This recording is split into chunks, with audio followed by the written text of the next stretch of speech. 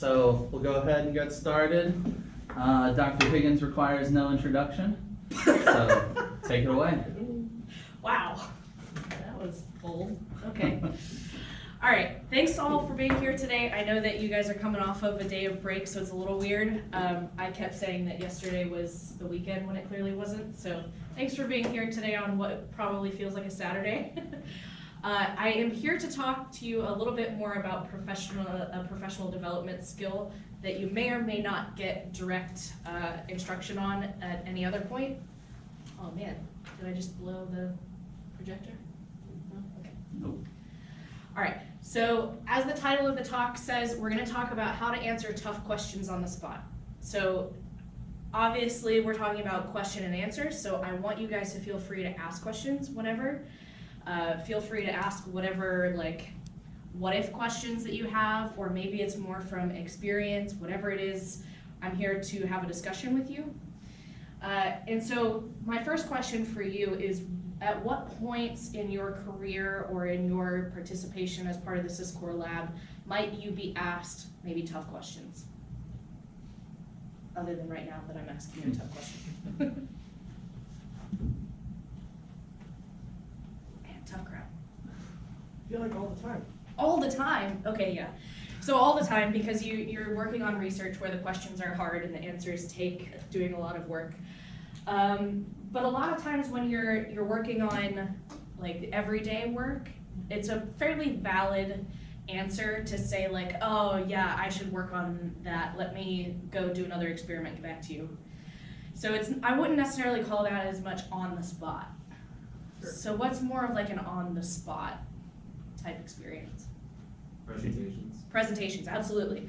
And there's a couple of types of presentations that we do as researchers. So one might be, if you're really lucky, you get invited to do a podium presentation at a conference where you're standing up in front of people who have probably never seen your work before, and they're gonna ask you questions about your research. But what if you're in like your first couple of years of your PhD and you haven't been invited to a conference yet, or you haven't written a paper? When might else you? Qualifying exam. There you go. Okay, that's more what I'm leaning towards today, is to kind of mimic what happens in these big exams that you might take as a master's student, as a PhD student. So a thesis defense is probably your first experience of that as a master's student, if you're doing a master's thesis.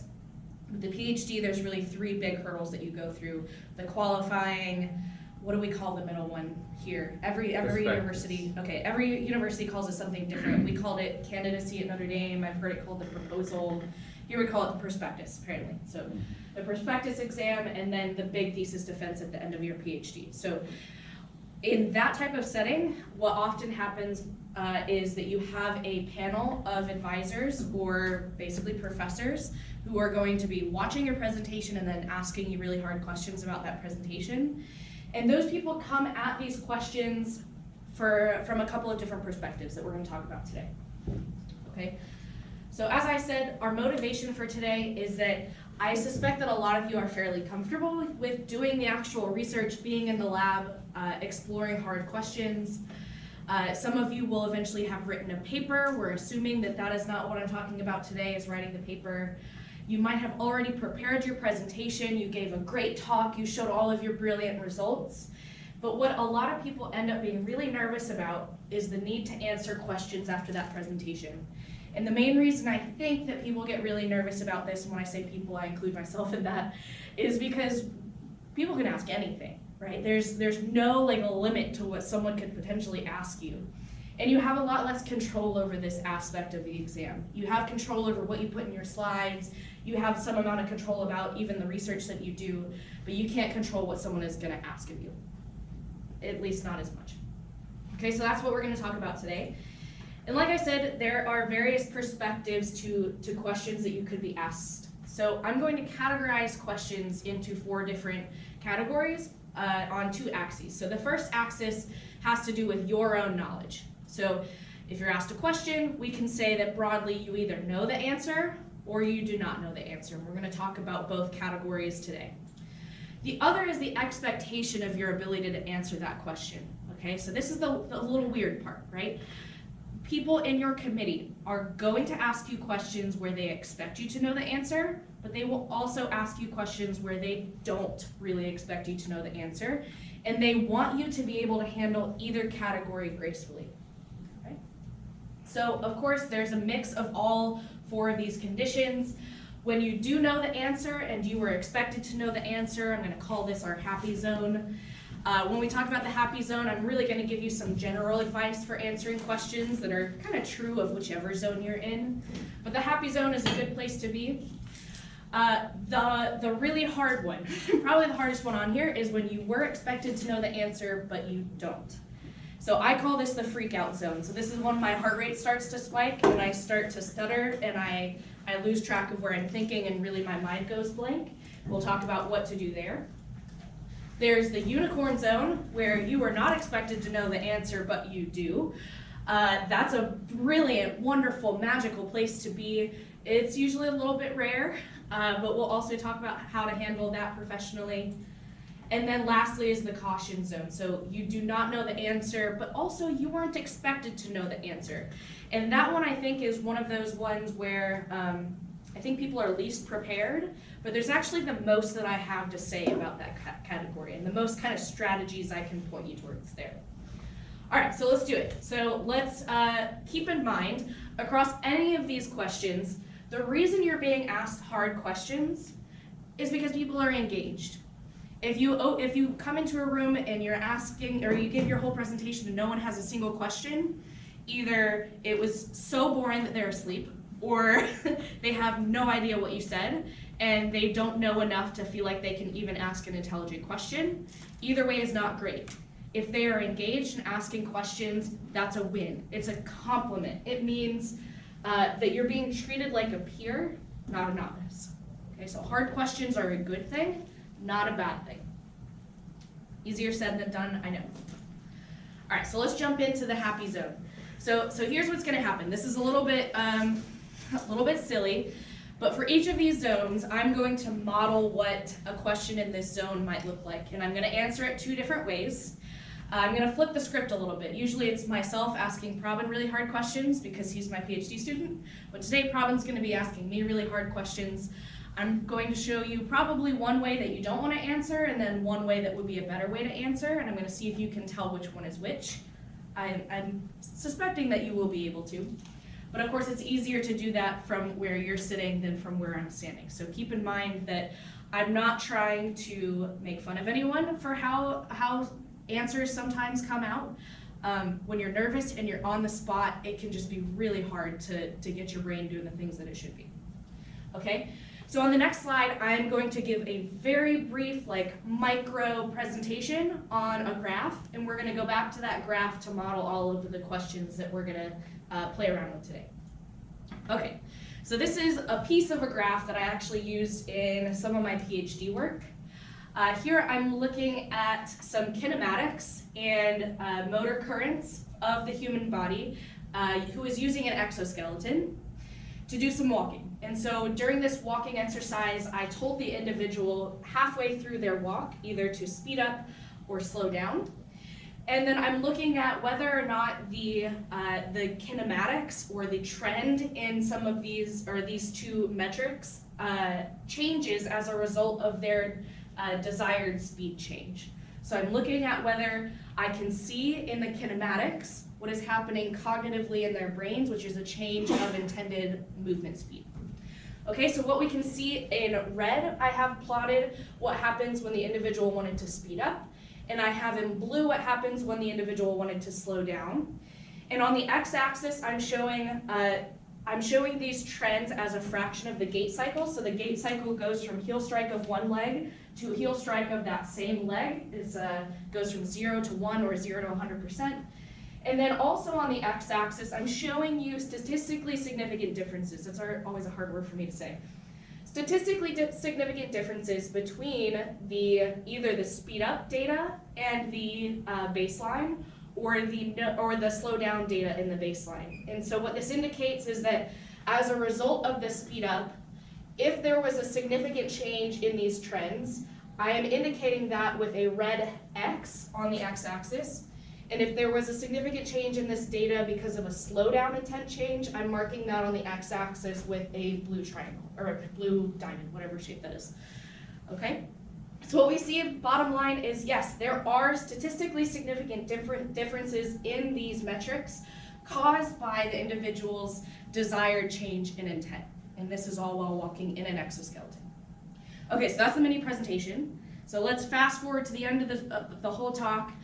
We're gonna get some questions. Okay?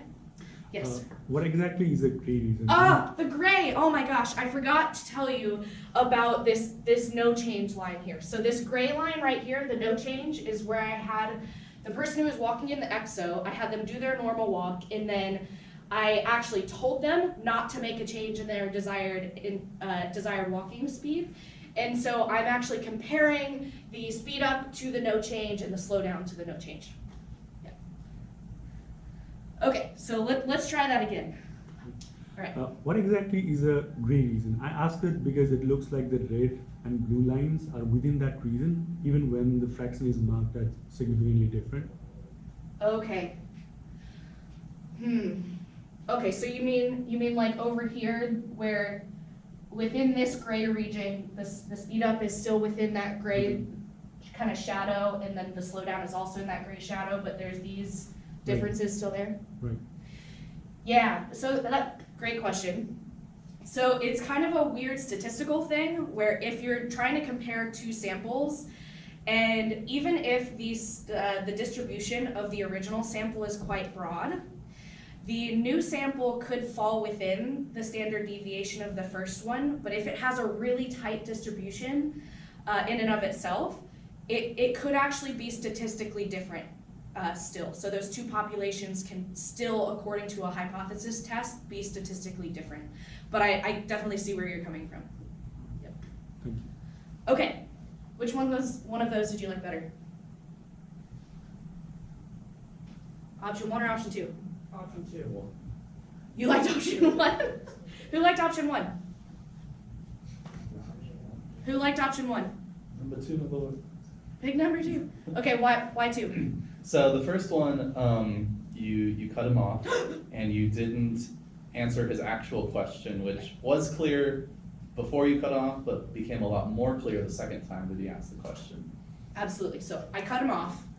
Big no-no. You absolutely want to make sure that your question asker is able to get out their whole thought. And I'm especially bad at this. I did this really badly in my qualifying exam when I was a PhD student, is I got really excited. I was like, I know the answer to this question. I see what he's gonna say, and I'm just gonna answer it really quickly. But what happened here is I thought he was talking about this gray line on the graph. It turns out he wasn't at all asking about what that gray line was. He was asking what this shadowed region was that is also gray. And so not only did I cut him off, I also didn't ask the question that he was actually trying to ask, okay? So keep in mind that I also, did it feel like a really long time for me to like actually start answering the question? Some people are shaking your head yes. Did others feel like it was reasonable-ish amount of time?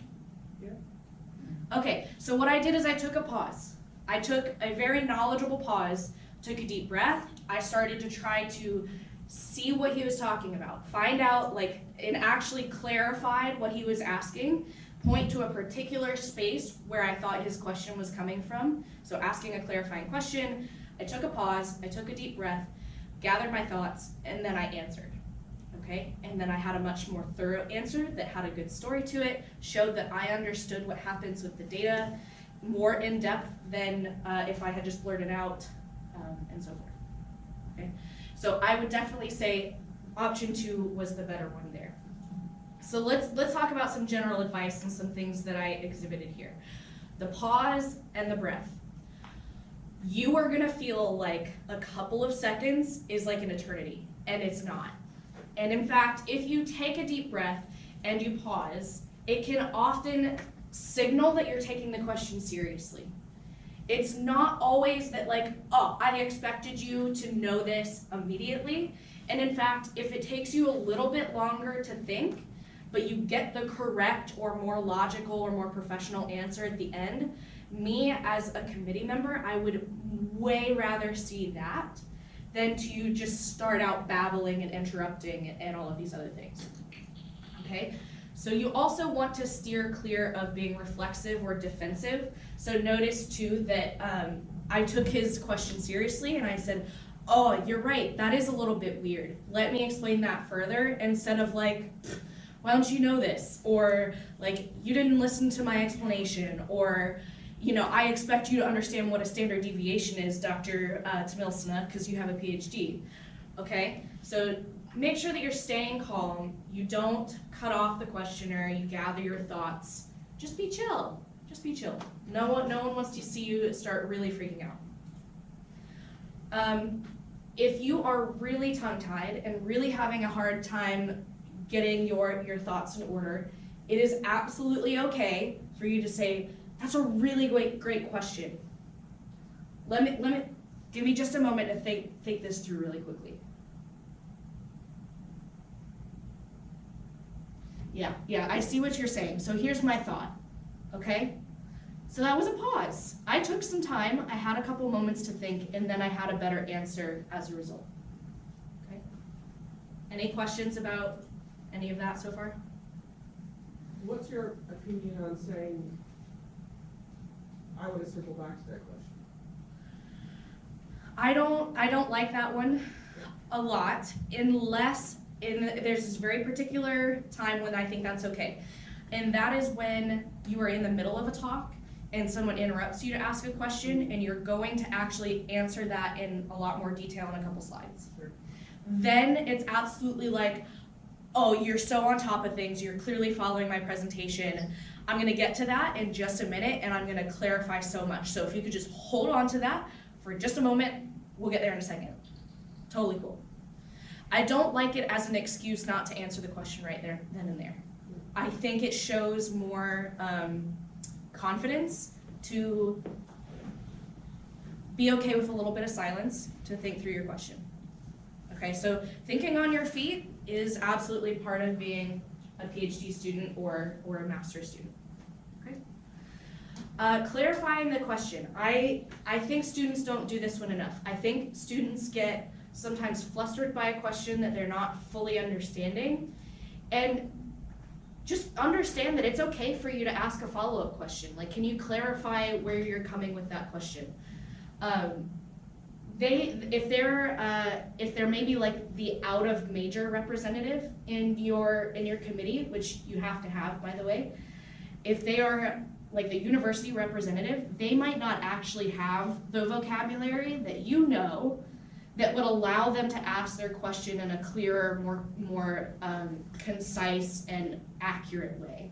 So it's your job to help them formulate that question in a way that everyone in the room can understand. So if they ask something that's like a little off the wall and you're like, I think they're looking for this word, you can help them find that and say, are you asking about this in particular or maybe something else?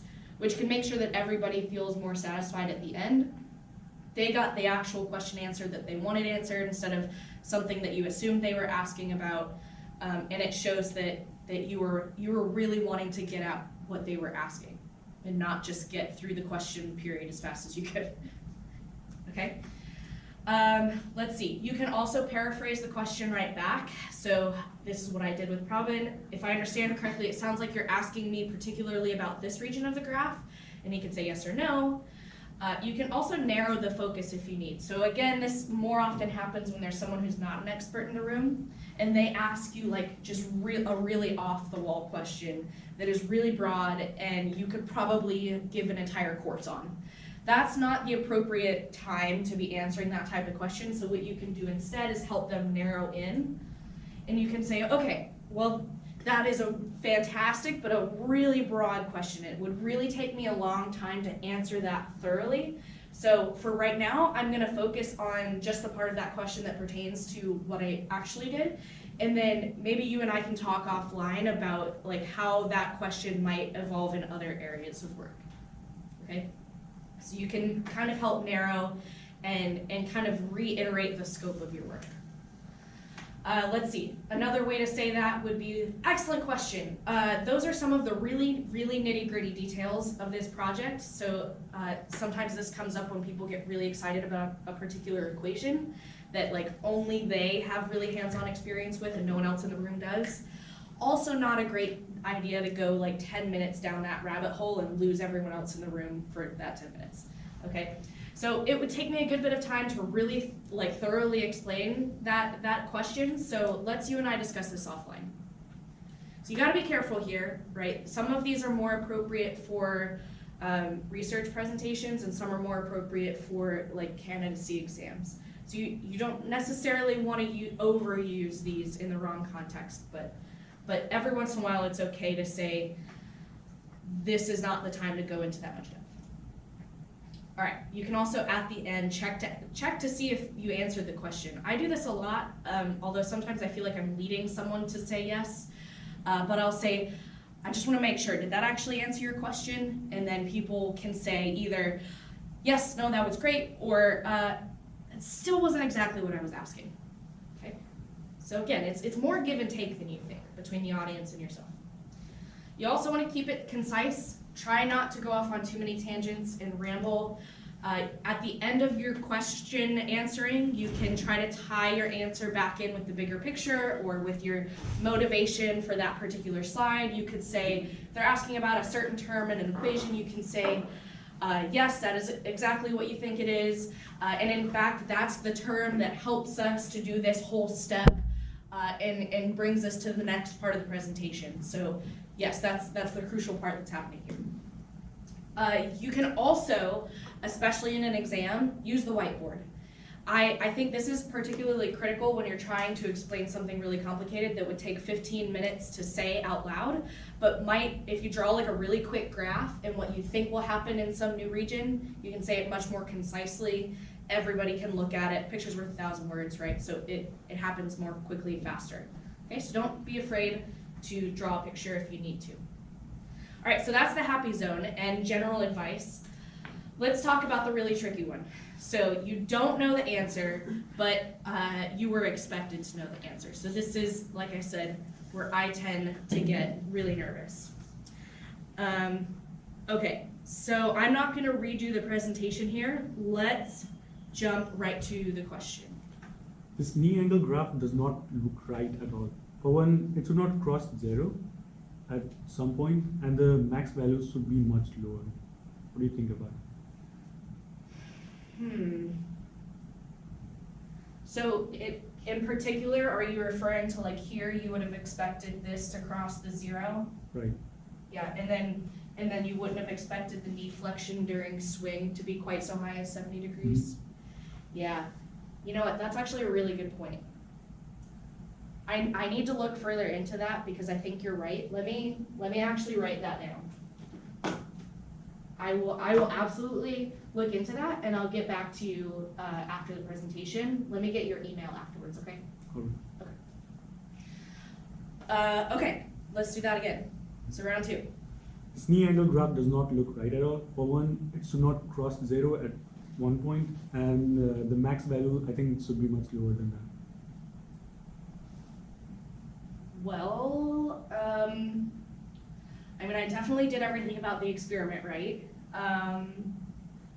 Maybe this particular subject was, I don't know, like not feeling well that day, and so they were walking like a little weird.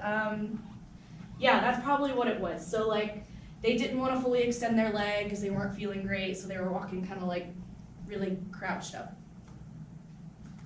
Okay. All right, what do you think? 1 or 2? Which one's better? 1? Okay. What happened with number 2? What'd I do? Defensive. Okay. How do you know I was defensive? What part of it seemed defensive to you? You said, I know I did the experiment right. Yeah. Mm-hmm. Yeah, do you believe me when I say that? No? So why say it? Okay, what else? What else went wrong with that one? Kind of bad excuse. A bad excuse? What, like my explanation? Yeah, I don't see how like someone being quote unquote sick would make them do kind of that weird of a step that would change it. You know, Uh-huh. I just don't think that lines up. Yeah, okay. This is gonna show up on basically every slide after this. Not gonna say it out loud because we're recording. Don't come up with bull. Everybody knows it, right? I can't, it's just not worth it. The best thing to do is to own up to it. So on that first one, that's what I did. I said, oh, you're right. Something doesn't look quite right about, now to be honest, like there's actually nothing wrong with that graph, which is not a defensive statement, but, but yeah, so I owned up to the problem and I said, yeah, something doesn't look right. Let me at least double check and check my data, make sure that everything is done correctly.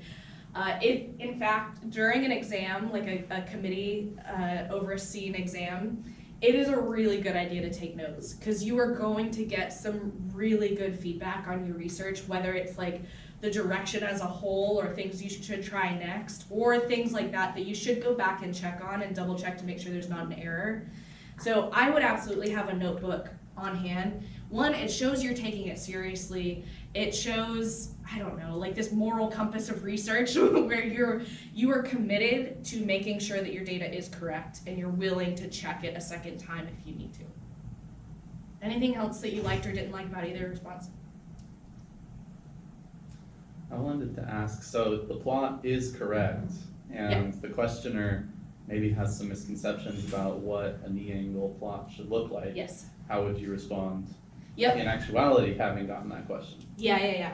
So that's where I would go more towards this last line here, is try to understand where they're coming from, because just from the question, I can't quite tell why he would be thinking like that. I don't quite understand what the misconception is, and without understanding what the misconception is, I can't debunk it. Like I can't attempt to make it better. So I would ask something like, that's really interesting. Why, if I may ask, why that question? Can you tell me more about like the motivation behind that question, or what leads you to think that these are incorrect or too high or too low?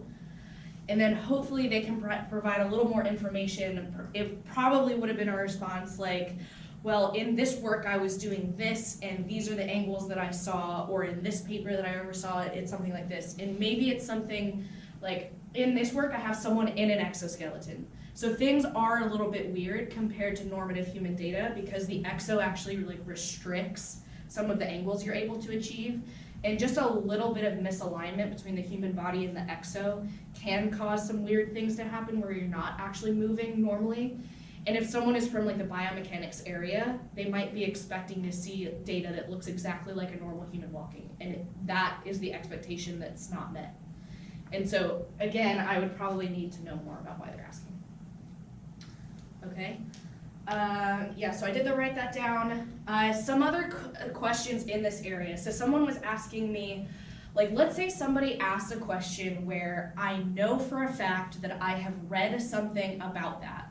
And I read it like 5 years ago, and I don't remember exactly what the paper said, but I know I read a paper that answers that question, and now I'm really flustered because I haven't remembered something that I feel like I should know. How do I answer that? And so my response is, me as a committee member, I don't expect you to memorize every paper you've ever read. I certainly don't. I often have to read papers multiple times to even understand them in the first place. And you don't have time to read every paper that you pick up multiple times. Nobody does. Nobody knows the whole of the literature that exists in your area. It's just impossible. Okay, but the fact that you have this inkling that the answer exists and you have a thread you can pull on, you should absolutely show that off. Show that you know where to find the answer. So that's where I get to this, oh man, I feel like I really should know that because I know I read the answer. I don't remember exactly the title of the paper or who wrote it, but I do think that they looked at exactly what you're asking me. So let me look up that paper for you, and I will get back to you right after this presentation as soon as I'm able, because I do think that that is answered, and I just can't remember, and I definitely don't want to give you bad information. So let me look it up. That's awesome. It also shows that let's see, I don't want to give you bad information. That shows that you're not going to BS. Even if you were tempted to do so, you're not going to BS. You're going to go find the correct answer and give it to them at a more appropriate time. Yep. So I guess coming back to someone makes sense in like a research presentation or a Yep. job talk or something. Does it make as much sense like if you're in your dissertation defense? Where like after this, you're gonna leave the room and maybe go look it up, but they're voting on whether or not to pass you at that point. Yeah, okay, yeah. Um, So, I think, yeah, that brings me to my next slide, actually. Yeah. So here's the insider scoop. Yeah, there is such a thing as too many questions that fall into this category. It can't be every time someone asks, you're like, I gotta look that up. Or, I don't know. I can get back to you. You can't skirt all the questions. Now, your committee is probably going to try to lob you some softballs. They want you to be able to answer some questions fairly easily, right? So you will very likely get some that you can answer very easily that, like I said, we were expecting you to answer. And then some other ones are gonna fall into this other category where we're trying to probe where the edge of your understanding is. And we're at that point where like, he may know this, but he may not. But it doesn't really matter because he knew everything up until now. Okay, so I absolutely agree, not all of your answers can be like this, but it's okay if one or two are. And in fact, if one or two aren't like this, where you feel like you should know the answer but you don't, your committee may not be like actually challenging you as hard as they probably should. The goal as your committee should be to try and understand where is the edge of your understanding. And so in order to do that, we have to cross that boundary into what you don't know at some point. Does that make sense? Anything else? I know this is a hard quadrant. Any other like category of question that you can think of that I could come up with a helpful response for? I don't think I included here what to do on like a really true like brain fart moment. Like when your brain goes absolutely blank. And I have been there before and it really sucks. And the best thing that I can tell you in that instance is to take a moment and take a deep breath. Because for me it's an anxiety thing where I realize that my heart rate is too high, my brain is going 1,000,000 miles a minute so much so that it's not even forming words, and I can't think straight. And so in that moment, if you can, it's always good to bring water just in case, I don't know, your throat is dry, but if you can take a moment and just take a couple of deep breaths and say like, hey, hold on, I just need a moment, let me.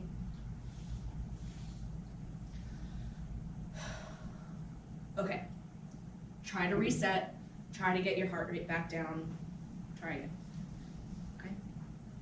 All right, okay, let's move on. So that's my insider scoop. The unicorn zone, this one is fun. All right, unicorn zone, you ready, Pravin? Okay. Trying to remember how I'm gonna do this. Okay. My question is, why are there some spots on the knee angle graph where the lines are always overlapping, no matter what? Right. That doesn't make sense to me.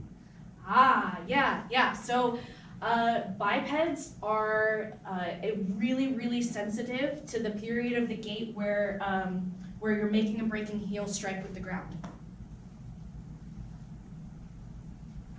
All right, let's try it again. My question is, why are there some spots on the knee angle graph where the lines are always overlapping, no matter what? Can you please explain that? Yeah, okay. Yeah, so it might seem weird, right? Because I'm telling them to move really differently, but the graph actually doesn't change in that area at all. What's interesting with that particular result is that it's fleshed out in the bipedal robotics area actually really, really well. And so a lot of the bipedal roboticists have shown that for walking robots, you're extremely sensitive to how you do heel strike or where your foot comes into contact with the ground, meaning that if you don't get it exactly right, you're actually gonna fall over. So you lose stability entirely. So what I think is happening there is that in order to stay stable and move in a stable walking pattern, you actually have to get that part almost exactly the same every time. And so you're just really sensitive to getting that part in that exact way. Does that answer your question? Yes. Okay. Okay, so that is, you know, whether or not I was expected to know that question is up in the air. But what did you think? Answer 1 or answer 2? Two. 2. Okay, so I wouldn't have been surprised if you said that answer was a little bit rambly, but I was actually trying to go for answer 2 because this is a chance for you to show that you understand what's going on well enough that you can teach it somebody who's not understanding it. Okay, so I broke it down a little bit more in terms of like that both a roboticist and a biomechanist could understand, or someone who's not in either of those fields could understand. It was a chance for me to show off my ability to communicate clearly. It was not necessarily that I need to show that I know it, it's to show that I know it well enough that I can explain it to someone else. Any other comments on that? So here's the bottom line with these questions. Enjoy the win. This is really fun, you'll know that this happened when your committee is like, they're doing that in the background. They're like, oh, I didn't expect you to get that, but that makes sense. That's awesome. This is a big win. And so use it as a vote of confidence. I will say, double check to make sure you're not BSing. Right, double check that you actually understood this correctly. And then still take a deep breath and explain it slowly and clearly. Take the chance to develop your answer and give it thoroughly, okay? But unicorn zone. Anyone else been in the unicorn zone before? Derek, you ever? You're much better at remembering specific questions you fielded than I am. So. But did you ever get the like, yes? Yeah, Yeah. we definitely like questions that maybe one you're prepared to answer because the result actually does line up so well with the broader literature, even if it's not what you were looking at or looking for. Yeah. And you can get that and you can show that you do understand pretty well what's going on. I also feel like these are a good chance to bring out your enthusiasm for your work because you're psyched that you had the answer, you're psyched that your experiment went right, you're excited, and people in the audience love to see people who are excited. I know you're sitting there, you're not super excited, but it's okay. When you're watching someone who's bored in their own work, are you bored or are you super excited? You know, you're gonna feed off of the energy of the person who's talking to you. And if you are happy and like really proud of what you're doing, like one of these types of questions is where you can really let that kind of shine through and show that, yeah, this is cool stuff. All right, let's go into that last one. This is the caution zone. So the problem with the caution zone is often people think they're actually in the freak out zone. And so they proceed to freak out, right? So this is, again, where you do not know the answer, which is never a comfortable place to be. You don't know the answer, but I've already explained to you that your committee is trying to find that border between what you know and what you don't know. And so they are going to ask you some things where there was maybe no expectation that you knew the answer. The bottom line is that you need to show your committee that you're not gonna make up stuff, that you're not gonna BS, okay? So sometimes, there are a couple of different things that we can do here, okay? So let's Pravin and I act this out. Hold on, what did I say I was gonna do? Okay, go ahead. If this person were blind instead of having a spinal cord injury, how do you think these results would be different? Blind, huh? Like they can't see? Well, I mean, maybe these peaks, like here, would be higher for both speed up and slow down, or maybe slow down would be like much lower and speed up would be much higher because this person doesn't have like a physical disability. Yeah, I think that's what would happen. Okay, let's try it again.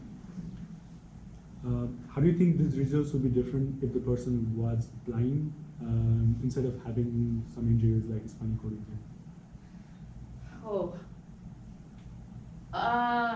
wow, that's really kind of outside of the scope of what, like, this is really intended for. So the exoskeletons that I'm working with here are definitely meant to help people move who have trouble moving.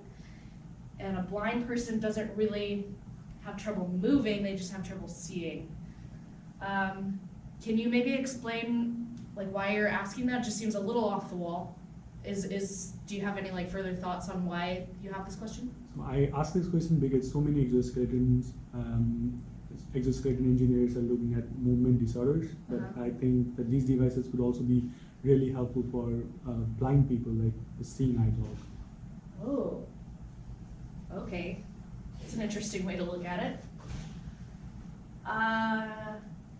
Yeah, that's a really different use for exoskeletons, but I agree that might be a useful application, but I think that the control strategies that we use would be very different. So I may not necessarily want to like help them achieve walking per se.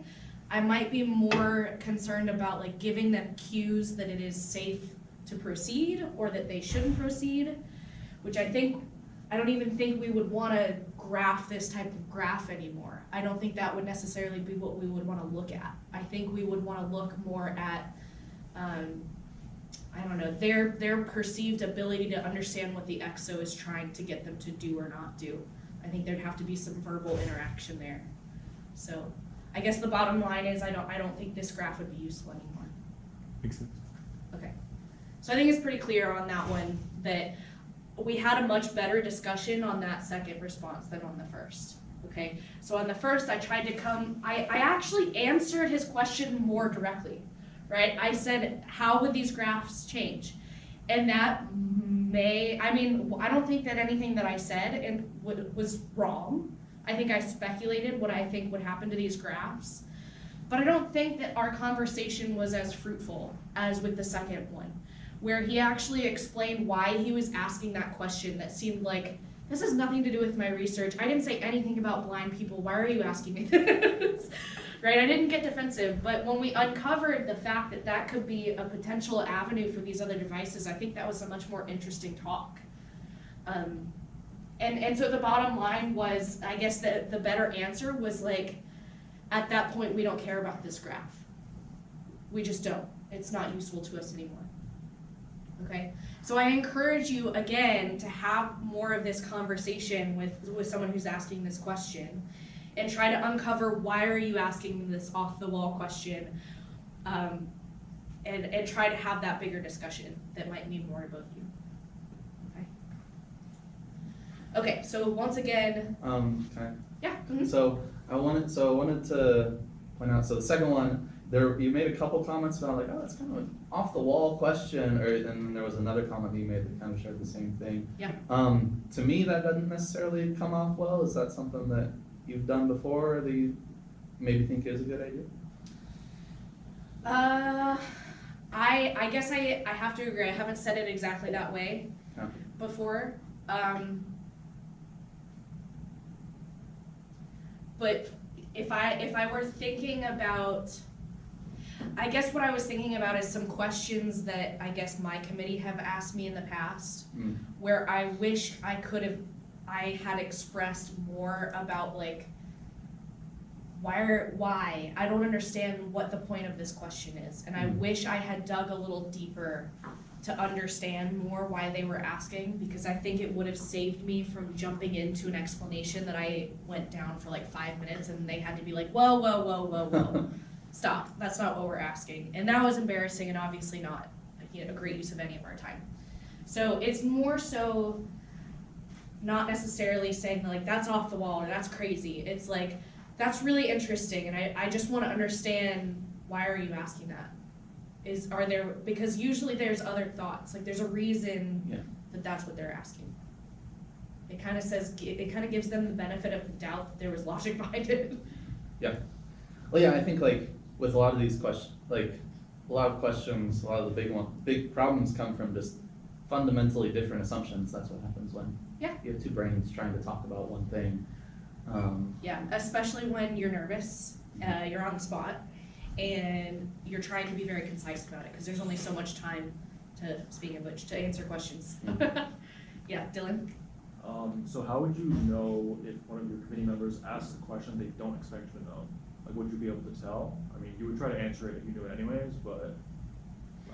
Yeah, for the most part, you may not be able to tell, and it doesn't really change your strategy of answering at all. What I would say, I mean, the bottom line is not to BS. And if you really truly, so I guess the answer is here. I didn't say I don't know the answer to that, but it was clearly outside the scope of what I had done research on. And so I had no business saying, this is what's gonna happen, because I don't have data to back that up. And so that was kind of what I was saying is like, wow, that is outside of what I'm working on. And so I don't know. But maybe here's what I think what would happen, or here are the challenges that I foresee in trying to answer that question, or, yeah, I think I actually have several other things. There's quite a, either way, you're trying to demonstrate that you can think logically. Regardless of whether you know the answer or not, you wanna make sure that like, like maybe they're asking something that would actually be impossible to test, or is an ill-posed question. And you wanna say, that's a great thing to think about, and it might be important, but here's what I'm worried about in terms of being able to test that. It might be really tricky to do X, Y, Z, and that would have to be overcome before we could answer that question.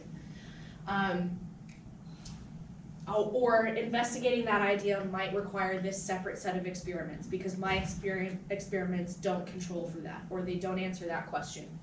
Again, just a nicer way of saying, I don't know, but here's what would answer that if I had it. I know that there's another research group looking into that, and here's my understanding of what they've found. I'm not an expert in what they did, obviously, but I'm happy to go look up those papers for you, because I think they're more focused on that question than I am. Or I did consider that, and here's why I decided not to go down that route. Because, I mean, a lot of times what we're doing doesn't end up in our papers. We do some pilot work, and we have a very clear decision-making process, but we don't report that data, and we don't present that data. But maybe you do have some reason to why you didn't do exactly what they're asking. I would want to do further experiments, but off the top of my head, I might guess that this might happen, and here's why.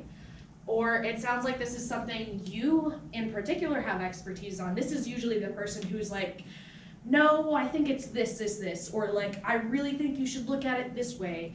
You can sometimes get a feeling that they're asking this question because they do actually know better. And you can lean into that and say like, it sounds like you know about this one method a lot better than I do, and it sounds like it really could be useful for this particular part of my research. Can we talk later? Because I want to learn more about that area, and I don't have a great answer for you right now. Those are all good responses. Yeah. What if you're asked a question and you just don't understand it, and then you ask them like rephrase, they rephrase, and you still don't understand, like how do you go about that? Yeah, that can get really awkward. So the question is, let's say you're asked a question, you don't initially understand the question, and you try to ask that clarifying question. Like you try to say, I don't quite understand what you're asking, can you try again? And they try again, you still don't understand them. You don't want to go around that circle too many times. So I think the more important part after that is trying to get into like specifically what you don't understand about the question. So what I would do is I would start drawing on the board and say, okay, so I'm following your question, and it starts out like, if this, then what? And the part that I am confused about, maybe it's like related to a certain part of the graph, and I'm trying to like bounce back off with the person. Are you asking about this part of the graph in particular? Yes, okay. Okay, so within that particular part of the graph, you're saying you expect to see what now? And they'll say, I thought the graph would go up like this, but you're showing it goes down. And so you're trying to get at the, like, you understand some words of what they're saying. So the problem then becomes finding that little misunderstanding. Where are you two not crossing paths? And I find that a picture usually helps with that a lot. Or if you have a graph that you're referring to, go back to that graph and actually point to try to pinpoint what part of that they're asking about. So it's a lot like when you're programming and you have a bug in your code. You gotta go find where that bug is happening, find what line it's at, and then find where the disconnect is. Does that help at all? Yeah. I know it's an awkward time. I've been there. Question? No? Oh. Any other questions? Yeah, this would probably apply more to like a public facing presentation. But Yep. when you've had, or you have a person who wants to get into the weeds, and you don't have time, or you Yeah. try to answer and you're like, we need to move on, but they just wanna dig in that moment. Yeah. How would you handle that, or how have you handled that? Yeah, that one is hard because at some point you really do need to move on, and it kind of is your responsibility as the speaker at that point to be respectful of everyone else in the room. So at some point you really do have to say something along the lines of, let's take this offline, like let's talk later. It's not that I can't answer that right now or I don't want to answer that right now. It's like, this isn't appropriate, we need to have, and I am willing to have a more in-depth discussion with you later. And sometimes it can be really helpful to sandwich that with something like, something complimentary. Like, I'm really excited with where you're going with this, and I want to talk about it more, but I think we might need to move on. And then it's also really important not to pull that out too early. Like, they just asked the question, and you spent 30 seconds answering, then you're like, no, let's move on. Right? Only use it sparingly when you really, really have to, but, you know, sandwiching it with a compliment like, I really like this question, or it sounds like you and I work on really similar things, or thanks so much for being so engaged with the talk, let's talk later. Yeah. Anything else? So we covered all of the quadrants. So, I mean, to summarize, like, you may not be able to tell which quadrant any one question falls into. It's more of a gut feeling, and like whether you start to get really nervous about it as they ask and as you try to answer. But in reality, the bottom line is don't come up with stuff that is not backed up by data or experiments that you did or that you absolutely are sure have happened and are well documented. Just don't BS. Just don't. Stay calm. Calm is not exactly the same thing as confidence, but it sure looks a lot like confidence, right? Getting angry doesn't look confident. Getting like really, really flustered obviously doesn't look super confident. But overall, just try before you go into that presentation, say, I'm not gonna let it bother me. Like, there's another day tomorrow, regardless of how this goes. I'm gonna know some things and I'm not gonna know other things, and being really clear about where that division line is good for all of us. So I'm just gonna be calm. Lean into every question as potentially an opportunity for you to learn something. Usually people that you're getting these really engaged questions from are people who are really smart and have some really great creative ideas. And they're asking because they want to see that your research be the best research that it can possibly be. So take that as like free research ideas, right? Take it as a compliment that they want to make sure that you're doing the best work possible, and write down stuff, continuously improve, and be thankful that people were engaged with your talk. Okay? That's all I've got to say. Thank you so much, everybody. I appreciate your engagement. And excellent questions. Any other questions before we finish? Okay, thank you very much, Taylor.